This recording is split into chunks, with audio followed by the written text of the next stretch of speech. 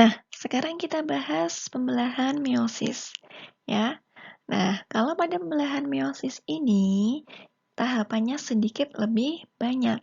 Ya, kemarin Ibu sudah jelaskan bahwa perbedaan dari pembelahan mitosis dan juga meiosis. Nah, di pembelahan meiosis ini yang dihasilkan adalah 4 sel anakan, ya. Dan prosesnya juga lebih banyak dan lebih panjang. Nah, proses yang pertama kita menyebutnya sebagai proses profase. Nah, pada proses ini kita menyebutnya sebagai profase 1, ya. Nah, yang terjadi pada proses profase 1 hampir sama dengan mitosis, ya. Kemarin Ibu sudah jelaskan yang pembelahan mitosis. Oke, kemudian yang pertama, membran inti mulai berubah menjadi bagian-bagian kecil atau biasa disebut dengan fragmen. Ya, ini mulai berubah. Nah, membran intinya ini mulai menghilang sehingga kromosomnya menjadi bebas berkeliaran di dalam sel atau di dalam sitoplasma. Nah, terus yang kedua ini yang terjadi adalah kromatin memadat ya menjadi kromosom. Nah, terus perbedaannya di sini. Nah, perbedaannya di sini terjadinya pindah silang. Nah, di antara kromosom ini terjadi pada kaki-kaki kromosom yang saling bersilangan. Ya.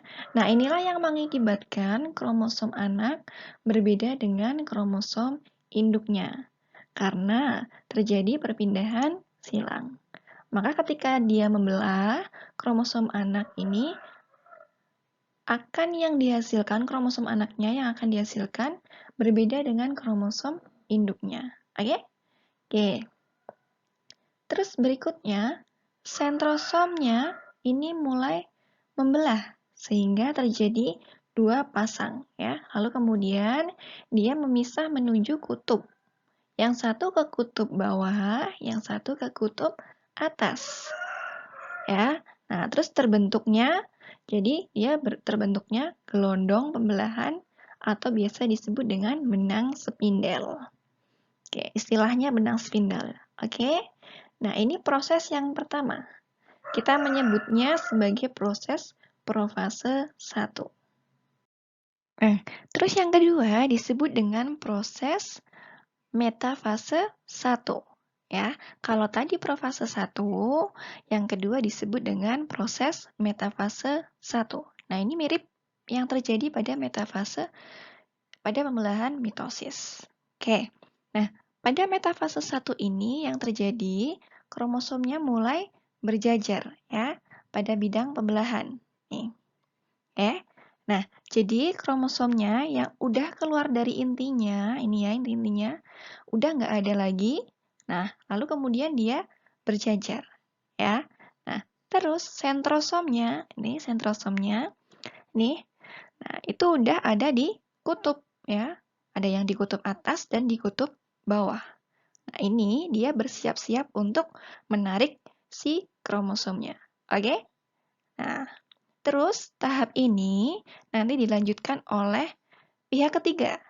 Ya, ini kita sebut dengan anafase 1.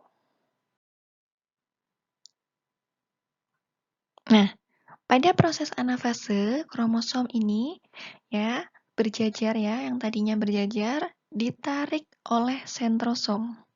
Ya, yang ada yang ke atas, ada yang ke bawah. Sehingga terpisah dua. Oke? Nah, kromosom homolog memisah dan bergerak ke kutub. Nah, terus proses yang keempat adalah proses telofase.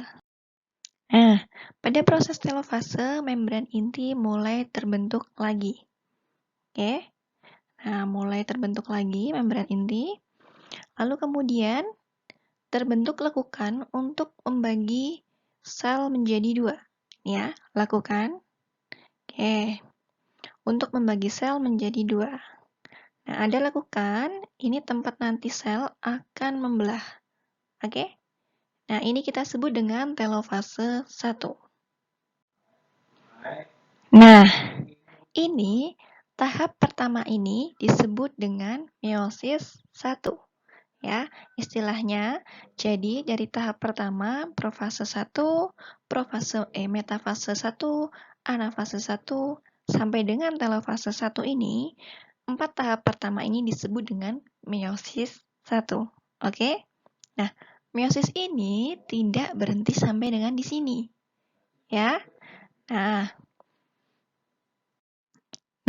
ketika sudah membelah, proses pembuahannya nanti disebut sebagai sitokinesis. Ya, terjadi sitokinesis sehingga dibentuk 2 sel anakan yang haploid. Ya, nah berikutnya ada proses yang kita sebut sebagai profase 2. Nah, ini kita yang menyebutnya proses profase 2 ya. Nah, dari telofase 1 nanti menjadi proses profase 2. Nah, apa yang terjadi pada profase 2? Ini mirip seperti yang terjadi pada profase 1 ya. Setiap sel anak yang dihasilkan, kan telofase 1 tadi mengalami sitokinesis. Nah, sitokinesis ini istilahnya untuk proses pembuahannya dia ya, terpecah menjadi 2 ya. Masing-masing sel anakan ini akan mengalami profase 2. Nah, yang terjadi pada profase 2 ya sama kayak tadi. Ya, kan sifatnya haploid. Kromosomnya setengah dari kromosom induknya. Nah, tadi kalau kita lihat ya, kita perhatikan ada 1, 2, 3, dan 4 kromosom ya. Ini yang berbentuk huruf X ini disebut dengan 1 kromosom, jadi ada 4 kromosom ya. Nah, masing-masing sel anak ini sekarang tinggal 2 kromosom ya. Maka disebut sebagai sel anakan yang haploid.